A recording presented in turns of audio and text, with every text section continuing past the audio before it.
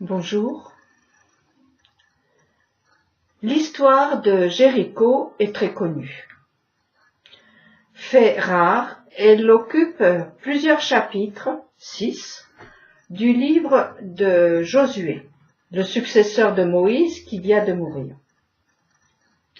Après le passage du Jourdain, Jéricho était le premier obstacle que les Hébreux devaient abattre pour entrer en terre promise.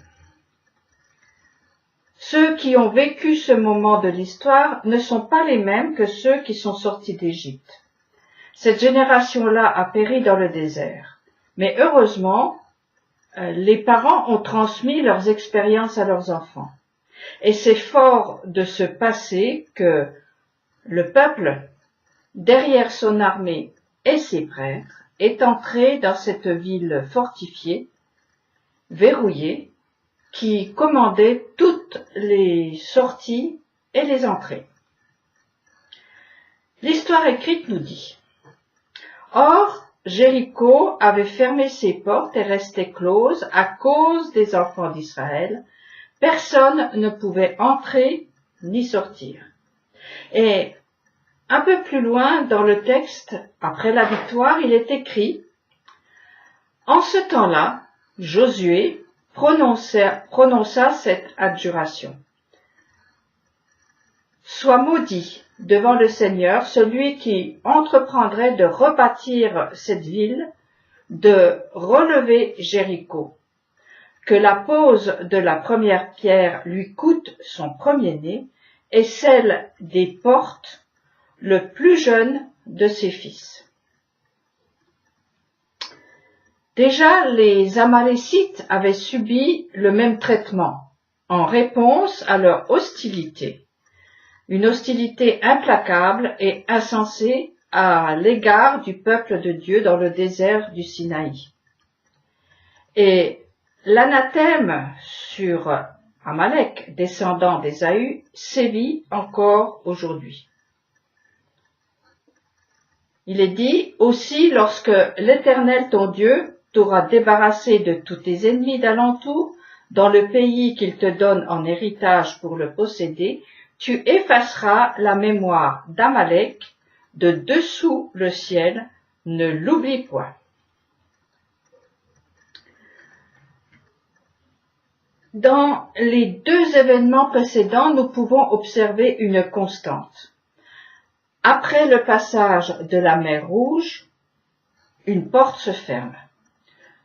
Une nouvelle s'ouvre, et alors, un ennemi qui veut la mort du peuple se manifeste. Après le passage du Jourdain, à nouveau, une porte se ferme et une nouvelle s'ouvre, et à nouveau, un ennemi se dresse. Cette fois, sous la forme d'une porte blindée, Jéricho. C'est un ennemi pour Israël assimilable à Amalek, puisque lui aussi est sous le coup d'un arrêté de disparition définitive. Amalek, Jéricho, deux ennemis mortels avec qui aucune concession n'est possible. Amalek, nous savons à peu près le voir venir, car il vient de l'extérieur. Mais Jéricho, qu'est-ce que c'est? Qui est-ce?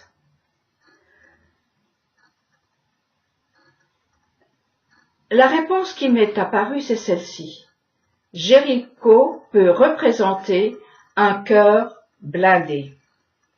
Le texte nous dit: Jéricho avait fermé ses portes et restait close à cause des enfants d'Israël.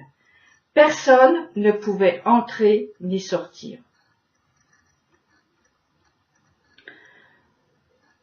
Après la porte de la sortie de l'esclavage et avant la porte d'entrée de la liberté et de l'abondance, Israël doit vaincre un esprit de mort. Jacob, le père des tribus d'Israël, a lui-même vécu le même phénomène. En quittant Laban pour rentrer chez lui, il va affronter l'esprit d'Ésaü. qui veut le faire mourir. Le combat est rude et la victoire incertaine. Mais finalement, un jour nouveau s'est levé. Ainsi, entre deux portes, entre un passé et un avenir, le passage est risqué. C'est sans doute pour cela que beaucoup vivent sans jamais passer. Car dans ce passage, il y a quelque chose qui trépasse. Et le risque est de ne pas en revenir. Pourtant, un pont existe entre les deux. Un pont qui est un trait d'union qui fait que ça passe. Ce pont est nommé alliance. En hébreu, une lettre dessine et dit ce pont, ce trait d'union, ce lien, ce passage. Cette lettre s'appelle Vav et a pour valeur numérique 6, qui est le jour où l'humain fut créé.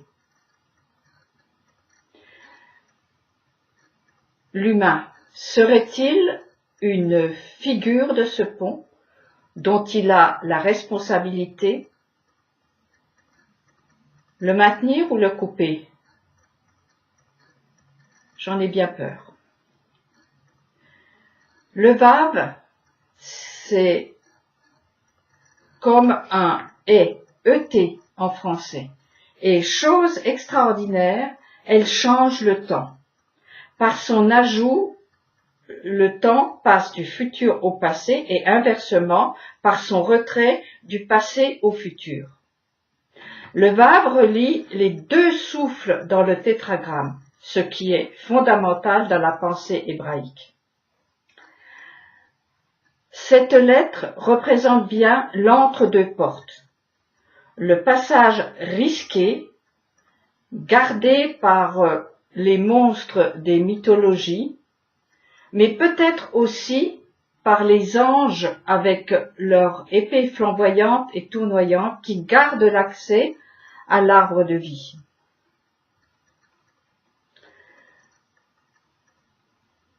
Nous trouvons cette lettre entre deux portes dans le nom David. Dalet, Vav, Dalet. Le pictogramme de Dalet, quatrième lettre de l'alphabet hébreu, est une porte. Entre les deux portes du monde, nous avons la lettre Vav. Cette merveille qui lie le passé à l'avenir, l'intérieur et l'extérieur, pour en faire un nom, un homme, David. David, le roi, le guerrier et le poète émérite, incarne parfaitement le peuple d'Israël passant d'un état à un autre, d'un monde à l'autre, dans une sorte de mutation. Le mot muter est si proche de mourir qu'il est difficile à vivre. Muter ou mourir, voilà le choix qui est donné à chacun. Vous vous souvenez certainement des mots du Deutéronome. J'en atteste sur vous en ce jour, le ciel et la terre, j'ai placé devant toi la vie et la mort, le bonheur et la calamité, choisis la vie. Et tu vivras alors, toi et ta postérité.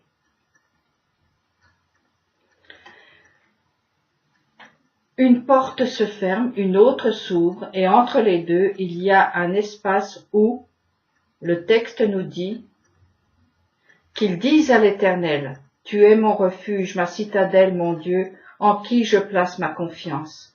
Car c'est lui qui te préserve du piège de l'oiseleur, de la peste meurtrière, il te recouvre de ses vastes peines, sous ses ailes tu trouves un refuge, sa bonté est un bouclier et une cuirasse. » Le peuple, après avoir passé par une purification symbolique qui est celle de l'eau, il mute en passant par le feu. Et David en est le modèle. Voici. L'Éternel a fait à David le serment véridique auquel il ne manquera pas. Je placerai sur ton trône un fruit de tes entrailles. Si tes fils gardent mon pacte, les lois que je leur enseignerai, leurs descendants jusqu'à l'éternité siégeront après toi sur ton trône. Les murailles de Jéricho sont parmi les plus connues. Elles entouraient la ville devenue imprenable.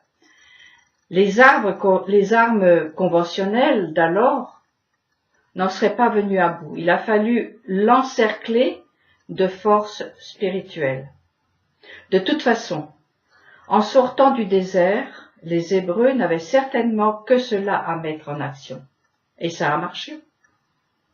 Les hommes de main et les hommes de prière ont marché ensemble, l'arche de l'alliance en tête. David, à lui seul, incarne cette foule. Il est le guerrier le plus aguerri de son époque, mais aussi l'homme de prière le plus célèbre. Ses psaumes sont encore sur nos lèvres, et à travers eux, son esprit murmure à nos âmes le feu de sa foi.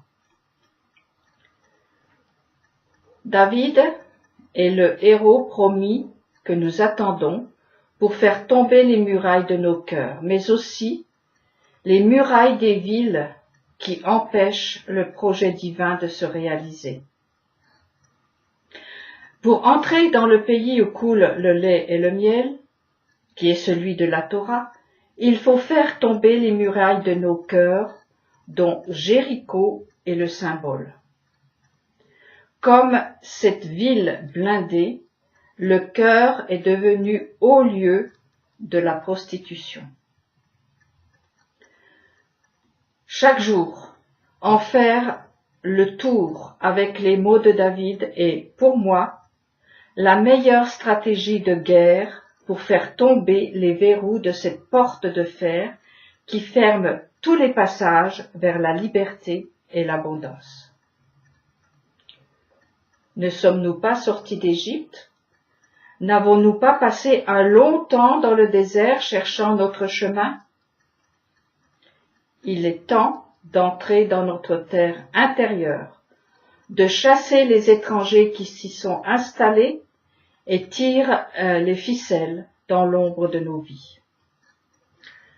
Pour ce faire, prenons d'une main l'épée de David et de l'autre sa harpe, et n'écoutons pas les moqueries qui tentent de couvrir le son des corps des prêtres qui marchent devant l'arche et tournent autour de Jéricho, suivant l'ordre donné par Dieu aux Hébreux. L'arche contient les 10 paroles gravées sur des pierres, autrement dit, des paroles éternelles. On ne peut pas toujours errer dans le désert. Rester sous perfusion divine. Il faut en sortir et entrer dans notre mission de réparer le pont, passer d'une rive à l'autre, vivre l'alliance. Il nous faut muter, comme il y a eu mutation à la sortie d'Égypte. Une porte se ferme, une autre s'ouvre. Entrer dans la terre promise au cœur de nos vies, c'est comme rouler la pierre qui bouche le puits qui permettra d'abreuver ma famille, mes voisins, mes amis et mes contemporains. Jacob l'a fait, la force de l'amour pour Rachel l'a fait, David lui aussi, il a décapité l'ennemi mortel d'Israël avec une petite pierre. Et les mots des psaumes desserreront l'étreinte mortelle du serpent qui est le faux époux de nos âmes. Les bonnes résolutions, les hurlements, les démonstrations de force et le déploiement d'armes aussi sophistiquées soient-elles n'égale pas l'esprit de David pour faire s'écrouler cette forteresse qu'est un cœur fermé, pétrifié par la peur du changement. Je vous laisse avec ces mots. Sois fort et courageux comme Josué, Jacob et David.